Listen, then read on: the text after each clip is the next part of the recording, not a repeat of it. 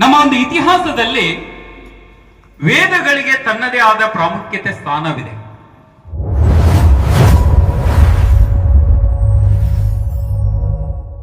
ಹಲವಾರು ವಿಷಯಗಳನ್ನ, ಹಲವಾರು ನೀತಿಗಳನ್ನ, ಹಲವಾರು ಮೌಲ್ಯಗಳನ್ನ, ಹಲವಾರು ಬದುಕಿನ ತತ್ವಗಳನ್ನ, ಬದುಕಿನ ಸಂದೇಶಗಳನ್ನ ಒಳಗೊಂಡಂತಹ ಒಂದು ದಾಖಲೆಯ ಪುಸ್ತಕ ಯಾವುದಂದ್ರೆ ವೇದಗಳು.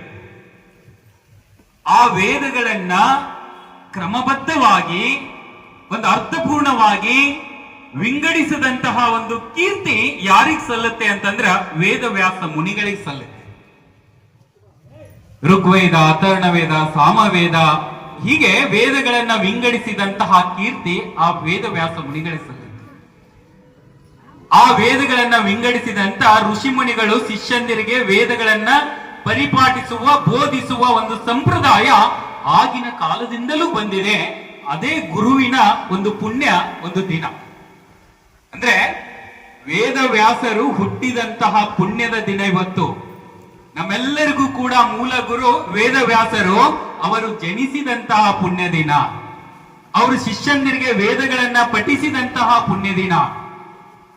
ಸೂರ್ಯ ಚಂದ್ರರು ಅಳಿದ್ರು ಕೂಡ ಇತಿಹಾಸದ ಪುಟಗಳಲ್ಲಿ ಅಚ್ಚಳಿಯದೆ ಉಳಿಯುವ ಎರಡು ಗ್ರಂಥಗಳು ಯಾವುದು ಅಂದ್ರೆ ಒಂದು ಮಹಾಭಾರತ, ಇನ್ನೊಂದು ರಾಮಾಯಣ ಅಂತ ಹೇಳ್ತೀವಿ. ಆ ಮಹಾಭಾರತವನ್ನ ರಚಿಸಿದ, ಈ ಜಗತ್ತಿಗೆ ಕೊಟ್ಟಂತ ಶ್ರೇಷ್ಠ ವ್ಯಕ್ತಿ ವ್ಯಾಸ ಮುನಿಗಳು. ಆ ವ್ಯಾಸ ಮುನಿಗಳು ಹುಟ್ಟಿದ ಪುಣ್ಯ ದಿನ ಯಾವುದು ಅಂದ್ರೆ ಇವತ್ತು ದಿನ, ಗುರು ಪೂರ್ಣಿಮೆ ದಿನ ಹುಟ್ಟಿದ್ದಾರೆ.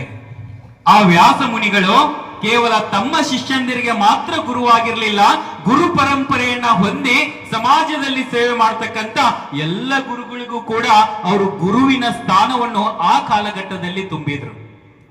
ಅಂತಹ ಪುಣ್ಯ ವ್ಯಕ್ತಿಯ ದಿನ ಯಾವುದು ಅಂದ್ರೆ ಇವತ್ತು ಗುರು ಪೂರ್ಣಿಮೆಯ ದಿನ. ಅದು ನಮ್ಮ ಹಿಂದೂ ಒಂದು ಸಂಪ್ರದಾಯ ಎಲ್ಲ ಆಯ್ತು. ಇನ್ನು ಬೌದ್ಧ ಧರ್ಮವನ್ನ ನಾವು ಸ್ವಲ್ಪ ಗಮನಿಸೋದಾದ್ರೆ, ಏಷ್ಯಾದ ಬೆಳಕು ಅಂತೇಳಿ ನಾವು ಗೌತಮ್ ಬುದ್ಧ ಅವರಿಗೆ ಕರೀತೀವಿ.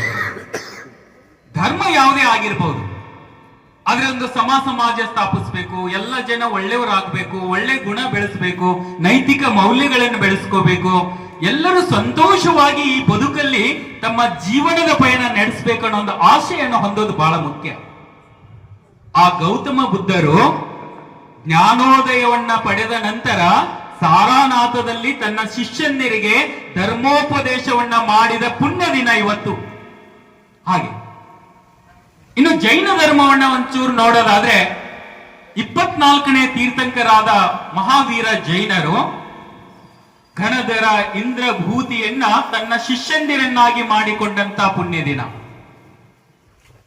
ಅಷ್ಟೇ ಅಲ್ಲದೆ ಶಿವನನ್ನ ನಾವು ದೇವರು ಅಂತ ಪೂಜಿಸ್ತೀವಿ, ನಮ್ಮ ಕಷ್ಟಗಳನ್ನ ದೂರ ಮಾಡತಕ್ಕಂತ ದೇವರು ಅಂತ ಶಿವನನ್ನ ಪೂಜಿಸ್ತೀವಿ.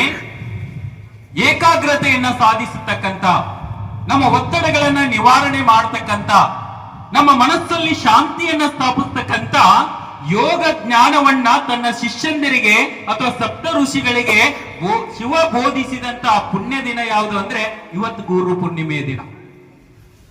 ಇದು ಗುರು ಪೂರ್ಣಿಮೆಯ ಒಂದು ಹಿನ್ನೆಲೆ, ಇದು ಗುರು ಪೂರ್ಣಿಮೆಯ ಒಂದು ಇತಿಹಾಸ.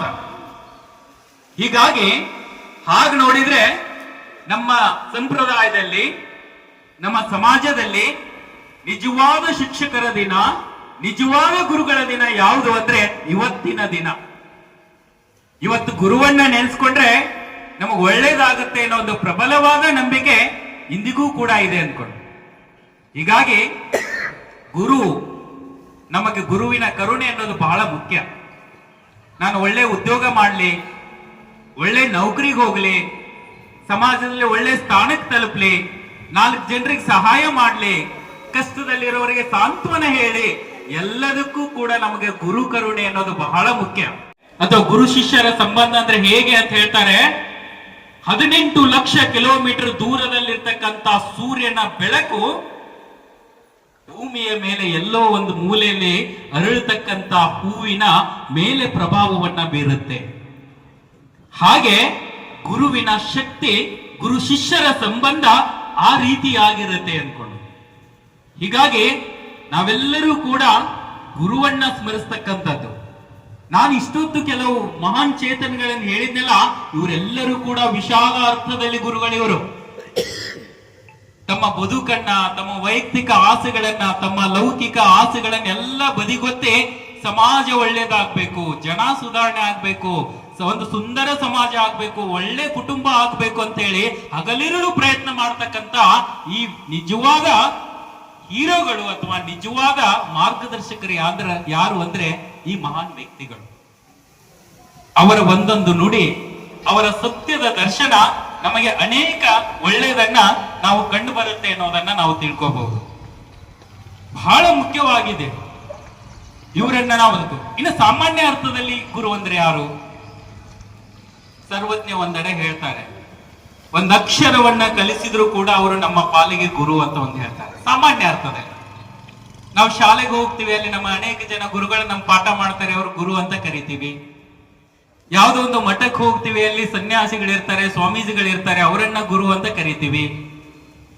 ನಾವು ಬದುಕಿನಲ್ಲಿ ತೊಂದರೆ ಇದ್ದಾಗ ನಮಗೆ ಸಹಾಯ ಮಾಡಿದ ಹಿರಿಯರನ್ನ ಗುರು ಅಂತ ಕರಿತೀವಿ. ಸತ್ಸಂಗದಲ್ಲಿ ತೊಡಕೊಂಡು ಆಧ್ಯಾತ್ಮಿಕ ಜೀವನದಲ್ಲಿ ತೊಡಕೊಂಡವರನ್ನ ಗುರು ಅಂತೀವಿ. ಇದು ಒಂದು ಸಾಮಾನ್ಯದಲ್ಲಿ ನಾವು ಕಾಣ್ತಾ ಇರ್ತಕ್ಕಂಥವು. ಹೀಗಾಗಿ ಗುರು ಅನ್ನೋನು ಅವನು ತನ್ನನ್ನ ತಾನು ಸಂಪೂರ್ಣವಾಗಿ ಸಮಾಜಕ್ಕೆ ಮೀಸಲಾಗಿಟ್ಟಿರ್ತಾನೆ.